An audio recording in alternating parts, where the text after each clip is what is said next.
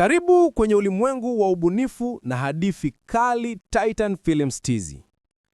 Kabla tujaanza safari ya leo, hakikisha unapiga like, unabonyeza subscribe na usisahau share ili familia ya Titan Films iendelee kukua. Sapoti yako ndio natupa nguvu ya kutengeneza filamu, simulizi, hadithi bora. Tuanze.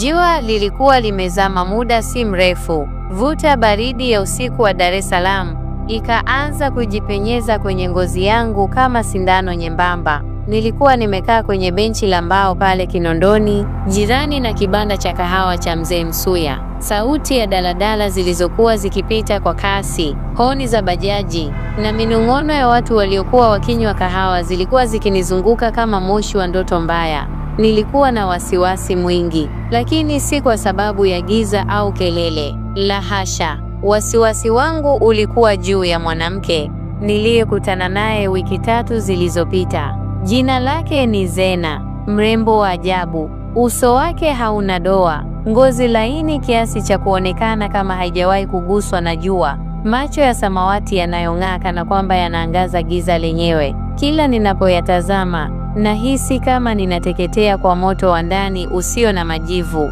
Nilikutana naye kwa namna isiyotarajiwa kabisa. Ilikuwa siku ya Jumamosi jioni. Nilikuwa nimetoka kazini mapema. Nafanya kazi kwenye ofisi ndogo ya kutafsiri nyaraka maeneo ya Kurasini. Siku hiyo nilikuwa nimechoka mno, lakini kuna kitu kilinisukuma kutoka nyumbani kwenda Coco Beach, labda kwa hewa safi au pengine kusafisha kichwa.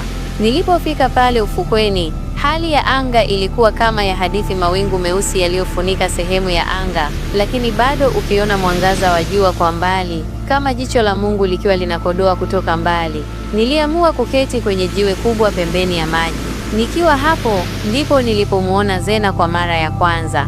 Alikuwa amesimama umbali wa takriban mita 20 kutoka kwangu.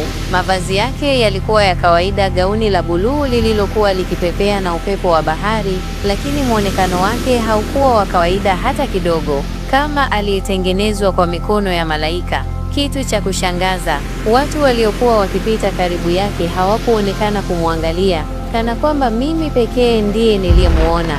Alitembea taratibu kuelekea kwangu. Hatua zake hazikuwa kama za binadamu wa kawaida, ilikuwa kama anaelea.